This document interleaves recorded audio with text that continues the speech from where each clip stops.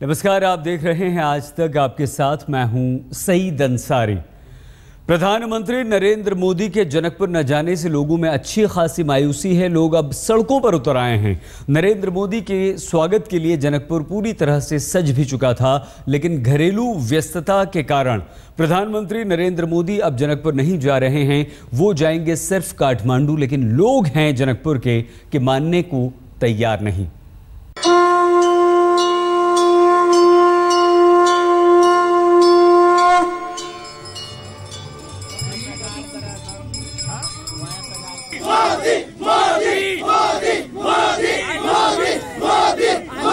नेपाल की पावन भूमि जनकपुर मोदी प्रेम से निहाल है।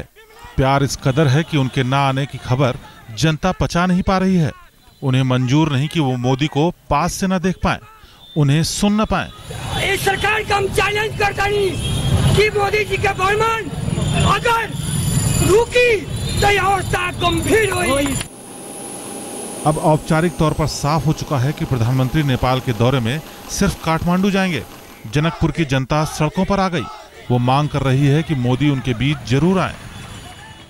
जनकपुरी के हर सड़क, हर नुक्कड़, हर चौराहे पर ऐसा ही माहौल देखने को मिल रहा है। इन लोगों ने शायद अपने प्रधानमंत्री के न आने पर कभी इस तरह का प्रदर्शन नहीं किया होगा जैसा प्रदर्शन नरेंद्र मोदी के न आने पर कर रहे हैं। इन लोगों से बात करते हैं। आपका नाम क्या है? आपका नाम क्या है? मेरा नाम विजय दास हुआ। ये बताइए, आप लोगों के गुस्से की वजह क्या है? हमारे नेपाल में मोदी जी आने वाले थे, पर हमारा नेता विमलेन्द्र निधि जो है उनको कैंसिल कर रहे हैं कोई कारणवश कि उसको हम प्रशासन का सुरक्षा हम नहीं दे सकेंगे। इसके विरुद्ध में हम लोग प्रदर्शन कर रहे हैं। ये आप लोगों ने मोटरसाइकिल की रैली निकाली है। मोटरसाइकिल यहाँ खड़ी है।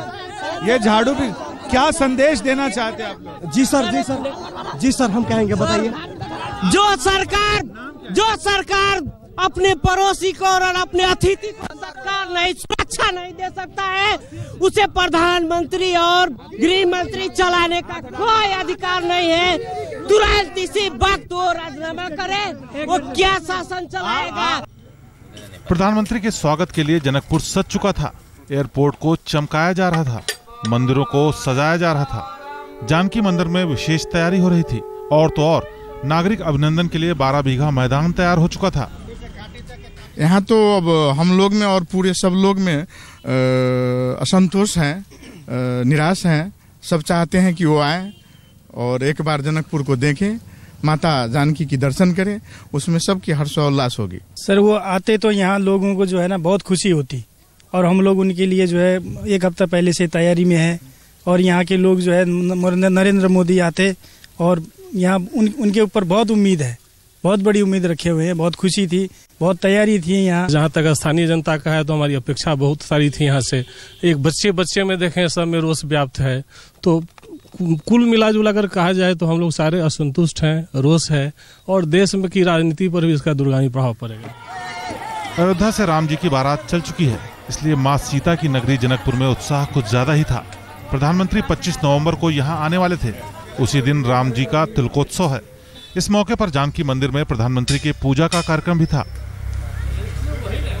पहले इसी मंदिर के प्रांगण में नागरिक अभिनंदन का समारोह भी होना था, लेकिन बाद में इसे 12 बीघा मैदान में रखा गया, जहां प्रधानमंत्री नरेंद्र मोदी को संबोधित भी करते। यहां मोदी को देखने और सुनने के लिए करीब 10 लाख लोगों के आने की उम्मीद जताई जा रही थी।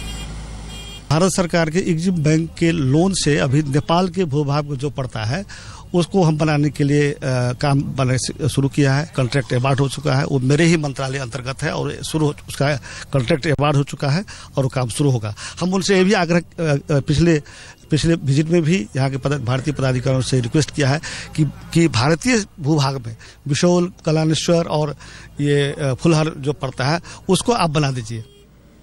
प्रधानमंत्री मोदी के नहीं आने से जनकपुर में नेता और प्रशासन सभी मायूस हैं। उन्हें लगता था कि मोदी के आने से जनकपुर की न सिर्फ अंतर्राष्ट्रीय पहचान बनेगी, बल्कि शहर की तस्वीर और तकदीर भी बदल जाएगी। संजय शर्मा, जनकपुर, नेपाल आज तक। प्रधानमंत्री नरेंद्र मोदी के दौरे में बदलाव से जनकपुर के अलावा लुम्बिनी और बीरगंज के साथ साथ मुक्तिधाम में भी लोग सड़कों पर उतर आए हैं। बीरगंज में तो विरोध का असर ये रहा कि लोगों ने नेपाल के गृह मंत्री का पुतला तक फूंक डाला। नेपाल के गृह मंत्री का पुतला जला, मोदी प्रेम के नारे लगे, कहीं लोग धरने पर उतरे। तस्वीरें सीमा से सटे शहर बीरगंज की हैं, लेकिन हर उस शहर का हाल ऐसा ही है जहां प्रधानमंत्री का दौरा रद्द हुआ है। प्रधानमंत्री नरेंद्र मोदी नेपाल के दौरे पर राजधानी काठमांडू के साथ साथ जनकपुर, लुम्बिनी, बीरगंज, मुक्तिधाम और राजविराज भी जाने वाले थे। सीमा से सिर्फ 22 किलोमीटर दूर लुम्बिनी से भारत का करीबी रिश्ता रहा है। ये गौतम बुद्ध की जन्मभूमि है। प्रधानमंत्री मोदी ने अगस्त के अपने नेपाल दौरे में लुम्बिनी को बोधगया और सारनाथ सर्किट से जोड़ने की बात कही थी, ताकि दुनिया भर के सैलानी यहां भी पहुंच सकें। सरकार का हम चैलेंज करता कि मोदी बीरगंज नेपाल में भारत का दरवाजा है। नेपाल का 60% कारोबार इसी सीमा से होता है। जाहिर है इस शहर में मोदी के चाहने वाले भी काफी हैं, जो उनके न आने से मायूस हैं। हिंदू धाम, मुक्ति धाम 51 शक्तिपीठ में एक है। यहां भी मोदी का बेसब्री से इंतजार था। भारत सरकार ने औपचारिक तौर पर साफ कर दिया है कि घरेलू व्यस्तता की वजह से प्रधानमंत्री नरेंद्र मोदी सिर्फ काठमांडू जाएंगे। Due to unavoidable reasons of domestic commitments and pre-scheduled travel within India, he is unable to visit places outside Kathmandu during this visit. That said, Prime Minister remains committed to visiting these other places at the earliest opportunity. Nepal सरकार ने भी कहा कि अगर प्रधानमंत्री मोदी जनकपुर आते तो tourism को काफी बढ़ावा मिलता। सूचना संचार मंत्री ने कहा कि प्रधानमंत्री मोदी का नेपाल में हमेशा स्वागत है। जनकपुर, नेपाल से संजय शर्मा के साथ आज तक ब्यूरो। प्रधानमंत्री नरेंद्र मोदी का नेपाल दौरा बेहद अहम माना जा रहा है। वो पहली बार सार्क सम्मेलन में हिस्सा ले रहे हैं। प्रधानमंत्री बनने के बाद से सार्क देशों में नरेंद्र मोदी काफी दिलचस्पी भी दिखा चुके हैं। तो ऐसे में माना यह जा रहा है कि प्रधानमंत्री मोदी सार्क को लेकर अपना कोई नया एजेंडा या विजन पेश कर सकते हैं।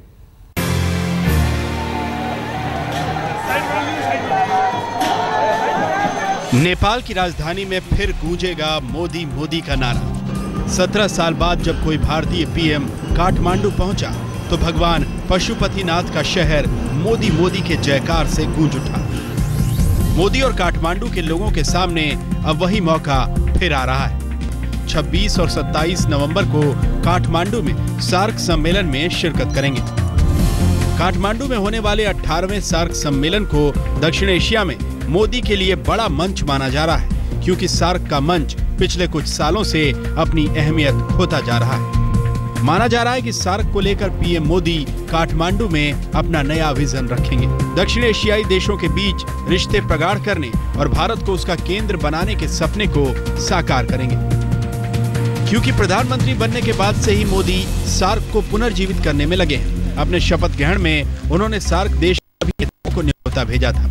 उन्होंने अपने पहले विदेश दौरे के लिए भी सार्क देश को ही चुना, जब वो भूटान भ्रमण पर गए। इसके बाद वो दूसरे सार्क देश नेपाल गए। साफ है, सार्क देश मोदी के एजेंडे में सबसे ऊपर है। यही वजह है कि PSLV C-23 के कामयाब परीक्षण के बाद उन्होंने भारतीय वैज्ञानिकों के सामने सार्क सैटेलाइट बनाने की चुनौती रखी।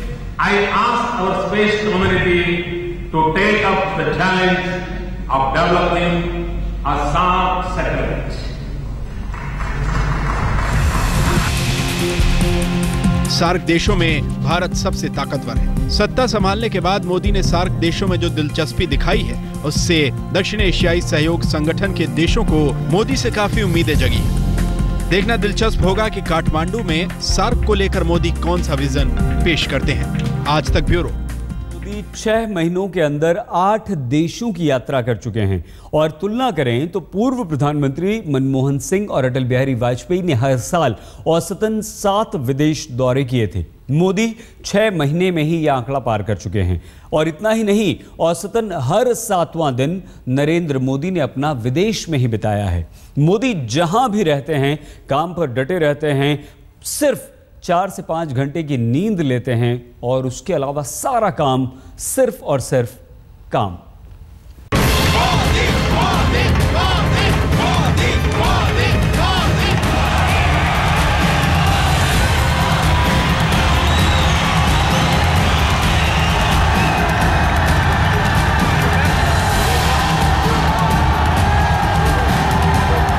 यही दीवानगी नरेंद्र मोदी को प्रेरित करती है दिन रात मेहनत के लिए, सुपरमैन बनने के लिए। जनता की उम्मीदों को पूरी करने के लिए ही मोदी आराम हराम है की नीति पर चलते हैं। जब से देश के प्रधानमंत्री बने हैं तब से न थके हैं और न रुके हैं मोदी। चुनाव जीतना वो किसी कुर्सी पर विराजने का कार्यक्रम नहीं होता। चुनाव जीतना एक जिम्मेवारी होती है।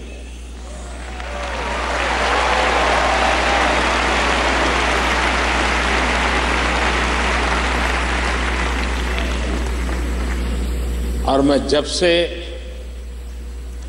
मैंने इस कार्य का दायित्व संभाला है, 15 मिनट भी वैकेशन नहीं लिया है। प्रधानमंत्री गुरुवार की सुबह 10 दिनों की बेहद व्यस्तता भरी विदेश यात्रा से लौटे हैं। लौटने के बाद उन्होंने कैबिनेट की बैठक ली। अगली ही सुबह झारखंड में रैली के लिए रवाना हो गए। अभी सुपरमैन की तरह ही मोदी और काम करने वाले हैं। 22 नवंबर को मोदी जम्मू कश्मीर के किश्तवाड़ में रैली करेंगे। 24 नवंबर को दिल्ली में प्रधानमंत्री संसद के शीतकालीन सत्र में शिरकत करेंगे। 25 नवंबर को मोदी सार्क सम्मेलन के लिए काठमांडू रवाना हो जाएंगे। 28 नवंबर को मोदी नेपाल से लौटेंगे और उसी दिन उधमपुर में एक चुनावी रैली को भी संबोधित कर सकते हैं। हालांकि लोकसभा चुनाव में शानदार जीत दर्ज करने के बाद उन्होंने खुद को मजदूर नंबर 1 भी बताया था। परिश्रम करने की मेरी जो पराकाष्ठा है, इसमें इस देश में किसी को शक है क्या? किसी को शक है क्या? हम तो मजदूर नंबर 1 है भाई।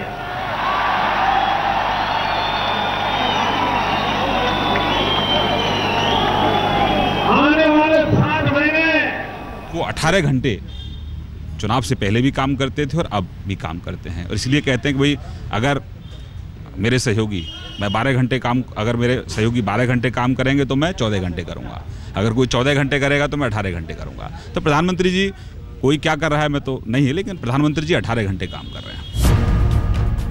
सुपरमैन की तरह काम करने के लिए प्रधानमंत्री मोदी ने अपनी दिनचर्या भी ढाल ली है। वो सुबह 5 बजे उठ जाते हैं, 1 घंटे योगा करते हैं, फिर अखबार पढ़ते हैं। उनके सुबह उठने का वक्त तो तय है, लेकिन बिना दिन का लक्ष्य पूरा किए वो सोने नहीं जाते। 5 घंटे से ज्यादा नहीं सोते। फिर अगली सुबह फिर नई चुनौती, और ये सुपरमैन नेता अपने लक्ष्य की तरफ बढ़ जाता है। मनोज शर्मा के साथ हिमांशु मिश्रा, दिल्ली, आज तक। प्रधानमंत्री नरेंद्र मोदी जनकपुर नहीं जा रहे हैं और वहां के लोग ये कह रहे हैं कि ये दिल मांगे मोर। इस बुलेटिन में फिलहाल इतना ही। बने रहिए हमारे साथ, देखते रहिए।